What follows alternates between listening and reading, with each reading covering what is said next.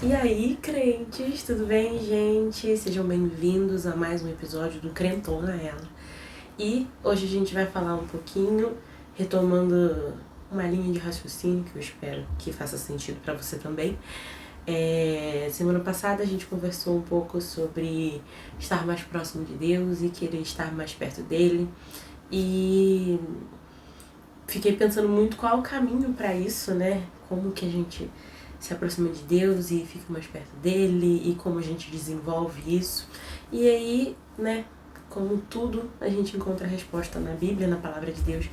Obrigado, Senhor, por esse instrumento. Nós temos as disciplinas espirituais, né, as coisas que o Senhor deixou para que nós fizéssemos, que são caminhos para que a gente chegue na perfeita comunhão e perfeito relacionamento com Deus, né? E aí, hoje a gente vai falar um pouquinho sobre oração. Sei que é um BO para um monte de gente. Para mim também é, né? É difícil ser constante em oração, mas a gente não é porque é difícil que é impossível. Nós vamos conseguir, em nome de Jesus, nesse ano de 2025, romper em oração. Amém, igreja? Amém. Sei que você falou amém aí. Eu tô aqui com o meu caderninho de anotações porque eu sou daqui, escreve à mão ainda. Me deixa. Eu quero escrever. E aí, pra não me perder no raciocínio, porque eu divago demais. Mas enfim, eu tenho alguns livros sobre oração e dando algumas dicas, alguns conselhos sobre como desenvolver essa vida de oração. Mas um que recentemente eu li e que me tocou muito foi esse aqui. O Deus que Destrói Sonhos. Um minuto. Voltando. Foi esse livro aqui, O Deus que Destrói Sonhos, do Rodrigo Bibo. Eu gosto muito dele. E parece livro de criança, mas não é livro de criança. É um livro que mudou muito da minha perspectiva sobre algumas coisas. E nele, ele, no capítulo 6, o nome do capítulo é A Oração que Destrói Sonhos. É pesado, igual o título, que o Bibo gosta dessas coisas. E nesse capítulo, o Rodrigo Bibo vai discorrendo sobre a oração do Pai Nosso. E ele vai falando sobre cada tópico da oração do Pai Nosso e nos ensinando novamente a orar e a entender essa oração de uma forma diferente. Porque eu acho que os nossos amigos católicos, eles têm o Pai Nosso mais fazendo parte maior, assim, tem maior parte...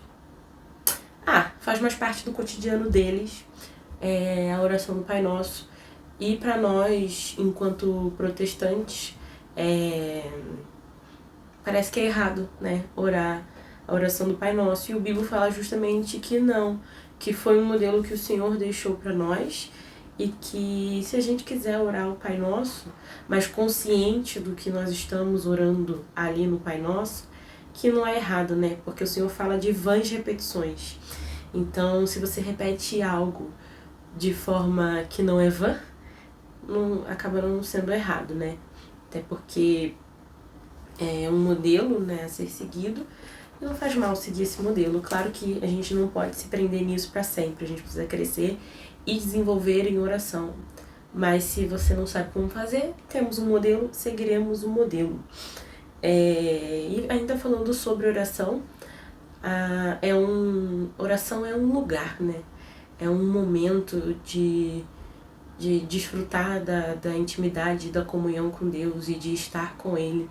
E não é um momento só de petições, é um momento realmente de desenvolver relacionamento com Deus, porque o nosso relacionamento com Deus é como qualquer outro relacionamento humano, terreno, né? A gente precisa gastar tempo, a gente precisa ter conversas fáceis, conversas difíceis, a gente precisa ter momentos divertidos, a gente precisa compartilhar tristezas, todas as coisas que você tem com seu melhor amigo, você pode ter com Deus também, porque, ora só, é um amigo nosso também, não é mesmo?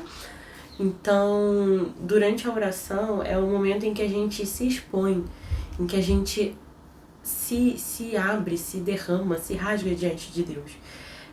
A oração é mais para nós no sentido de revelar aquilo que está no nosso coração, porque Deus sabe de todas as coisas, Ele sabe tudo, Ele vê além do que nós vemos. Então Ele não precisa que a gente conte nada para Ele, porque Ele já sabe. Mas é para que a gente cresça em amizade com Ele, porque Ele já é o melhor amigo de todos. Quem está no erro é a gente, amigos relapsos e displicentes, porque Ele é top. A gente que tem que fazer a nossa parte agora, né? Porque Ele tá ali só esperando. E aí, a oração é esse momento, né? Da gente falar das coisas que estão guardadas, das coisas que estão no mais profundo do nosso coração. Coisas que às vezes a gente nem sabe que tá lá. E aí, conforme a gente vai falando, o Espírito Santo vai trazendo à tona e a gente acaba se conhecendo mais. Além de conhecer mais a Deus. Porque durante a oração a gente põe para fora coisas que não deveriam estar aqui no nosso coração e tem ocupado o lugar que Deus deveria ocupar. Então a gente tira coisas que não deveriam estar e abre espaço para o Espírito Santo fazer o que Ele tem que fazer e Deus derramar o conhecimento dele sobre nós. Não conhecimento no sentido de coisas que a gente precisa saber, mas de conhecer a Deus, né, mesmo. E eu acho que, ainda falando um pouco sobre essa questão de conhecer a Deus e de pedir em nome de Jesus, faz com que a gente tenha mais temor sobre as coisas que a gente vai pedir. Porque se você vai fazer algo em nome de alguém, você está representando essa pessoa. E aí você vê que você não pode pedir coisas que Jesus não pediria. Você já parou para pensar nisso? Eu nunca tinha parado para pensar sobre esse aspecto, nesse ponto de vista. Existem coisas que a gente não compensa pedir, porque estamos pedindo em nome de Jesus. E se você está pedindo em nome de Jesus, você tem que lembrar que você tem que pedir as coisas que Ele pediria. Porque são as coisas que são importantes para Ele, não só para você. E a gente estava em célula essa semana e compartilhando sobre isso e falando sobre o Espírito Santo. E a gente fala que quando a gente está nesse lugar de oração, tem tanta coisa que perde o sentido, sabe? Conforme o Senhor vai se revelando a nós e nós vamos conhecendo a Ele e vendo o que realmente tem importância, aí você fica assim, cara, eu ia pedir isso mesmo, eu ia reclamar mesmo disso pra Deus. Que vergonha que dá, assim, sabe? Ver como nós somos tão mesquinhos às vezes nos nossos pedidos e na nossa oração a gente vem com tanta vaidade e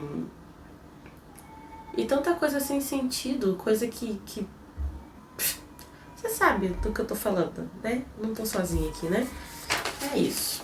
E aí agora a gente vai discorrer um pouquinho sobre como o Rodrigo Bibo fala aqui no Pai Nosso. Ele usa muitas referências do livro sobre oração, do Timothy Keller. Então também já deixo essa indicação aqui. Se alguém quiser me dar de presente, meu aniversário é mês que vem. E eu tô querendo muito esse livro. Então, fica a dica aí. E agora falando sobre o Pai Nosso. A oração do Pai Nosso ela é dividida em dois blocos, né? O primeiro bloco para louvar e exaltar ao Senhor. E o segundo bloco está relativo às nossas necessidades e tudo mais. E aí ele fala, que começa a oração falando, Pai. E isso a gente entende quem Deus é e quem nós somos. Ele é Pai, nós somos filhos. Isso revela um livre acesso que nós temos ao Senhor, porque é teu Pai, né? Não sei, às vezes você não teve uma relação muito boa com teu pai aqui da terra, mas eu tive, graças a Deus. E quantas vezes eu sabia que meu pai não podia me dar algumas coisas, mas eu ia lá pedir. E ele me dava. Muitas vezes eu vi meu pai e minha mãe, né, se desdobrando, fazendo contas e cálculos para me ceder algo que eu queria. muitas vezes eu nem precisava, mas que por eu pedir, porque eles faziam, sabe? É o coração que o pai tem pelo filho, um coração que o pai tem pelo filho. Então é o coração de Deus por nós, é muito além disso, sabe? Porque quando eu paro pra pensar assim, em como meus pais cuidaram de mim e zelaram por mim, e como Deus é infinitamente melhor do que eles, gente, isso me leva num lugar de tranquilidade e confiança que não tem como mensurar, né? Então, fiquei com essa reflexão, a primeira das outras. E além de pai, ele é nosso pai. Isso traz uma ideia de coletivo, né? Uma ideia de que eu não sou filho único, eu tenho irmãos e muitos irmãos. Isso não só terrenamente, né? Porque eu tenho 5 irmãos. Sou a mais velha de 6. Mas como corpo de Cristo, né? Como família em Cristo, a nossa família cristã, ela é gigantesca. Nós temos muitos irmãos e isso traz uma ideia reforçada ainda de pertencimento e de comunhão e de desfrutar da fé, que é uma fé comunitária. Nós fomos criados para viver em comunidade. Isso também me lembra um devocional que eu tô fazendo e ele tá falando justamente sobre isso, sobre a vida em comunidade e como a gente foi criado para pertencer e tá junto, sabe? Mesmo que às vezes a gente precise de limite, mas como a gente foi criado para estar junto com outras pessoas, sabe? Como existe um vazio a ser preenchido pela coletividade, né? Então, eu oro por você que não gosta de estar com outras pessoas. Isso é algo que precisa ser curado dentro de você, porque nós fomos criados para estar em comunidade, estarmos em família, estarmos com outras pessoas. Por isso, seja liberto aí em nome de Jesus. E aí o próximo trecho da oração do Pai Nosso é: santificado seja o teu nome. E eu anotei aqui assim, ó: santificar o nome de Deus é viver como alguém santo. Quem é santo? Jesus. Para santificar o nome de Deus, nós precisamos viver como Jesus viveu. Porque nós somos imagem e semelhança de Deus, somos quem representa Ele aqui na Terra. Então, para que as pessoas vejam como Ele é santo, nós devemos ser santos e imitar Jesus em todas as coisas. Porque se nós não formos como Jesus foi, santo, separado e perfeito, né? A gente caminha para isso, com esse intuito, o mundo não vai conhecer o Senhor através de nós, né? Porque Deus pode se revelar através de uma pedra, né? Mas Ele escolheu nos usar para isso. Então, a gente tem que caminhar em santidade para representar quem Deus é aqui na Terra, para que as pessoas olhem para nós e vejam o Senhor como Ele é santo. Então, sejamos responsáveis nesse sentido, de que nós precisamos caminhar em santidade aqui, para que nós representemos muito bem o Senhor e o reino de Deus. Porque com a gente ou sem a gente, Ele continua sendo santo, mas Ele nos chama para esse lugar de participação e pertencimento. Amém? Glória a Deus. Próximo. Pai nosso que está no céu, santificado seja o teu nome. Venha a nós o vosso reino e seja feita a tua vontade. Esse aqui é muito claro, a gente tem que colocar o Senhor no centro de todas as coisas, acima de todas as coisas, como o verdadeiro rei que Ele é. E orar pelo reino de Deus é orar para que mais pessoas se submetam à soberania do Senhor, mais pessoas estejam debaixo do reinado do Senhor. É orar e clamar para que a vontade do Senhor seja feita. E às vezes é difícil pedir isso, às vezes a gente pede isso muito no coletivo, né? Porque a gente vê tanta coisa ruim acontecendo no mundo, tanta tristeza, tanta tragédia, e a gente pede: Senhor, venha o teu reino, Senhor, venha o teu reino. Mas a gente se esquece que nós fazemos parte do reino.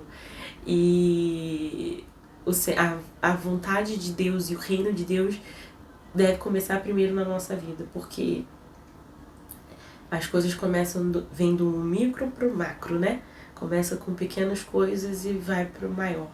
Então, a gente precisa que o Senhor reine sobre a nossa vida e seja soberano sobre a nossa vida, que aconteça na nossa vida, aqui na terra, como é no céu, para que isso aconteça de forma coletiva, né? Porque 1 mais 1 é 2, 2 mais 2 são 4, 4 mais 4, daqui a pouco a gente chega a 7 ou 8 bilhões que somos nós agora. Não sei, alguém me fala aí depois, eu não lembro. Mas para que o reino do Senhor chegue de uma forma global, nós precisamos começar como indivíduos. Então, convide o Senhor para que Ele reine na sua vida, na sua casa, nas suas pequenas decisões diárias sobre o que vestir, o que comer, que horas ir à academia ou não ir à academia. Mas eu acho difícil Deus falar para não ir à academia. Acho que geralmente Ele vai mandar ir sim.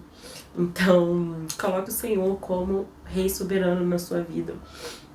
E aí a gente encerra o primeiro bloco, quando a gente pede coisas do céu para a terra, né? As coisas do alto, a soberania do Senhor, que Deus é nosso Pai e que o reino dele venha sobre a nossa vida. E aí a gente começa a falar sobre as nossas necessidades e as coisas que a gente precisa. Não que isso tenha menos importância para Deus, Ele se importa, claro, com as nossas necessidades e com aquilo que a gente precisa, mas em primeiro lugar, buscar o reino de Deus e toda a sua justiça, e as demais coisas serão acrescentadas. Essa é a ordem, né? Primeiro um, depois o outro. Para que o segundo aconteça, o primeiro tem que estar ok. Oi, gente, lembra que no início do vídeo eu falei que eu divagava muito? Então, esse vídeo completo ficou com 27 minutos e eu não vou obrigar vocês a assistirem tudo isso de uma vez. Então, vou parar o vídeo aqui. Semana que vem a gente continua, mas é pra você voltar, não é pra você me deixar aqui falando sozinha, não. Eu vou saber, tá? Beijo, até semana que vem.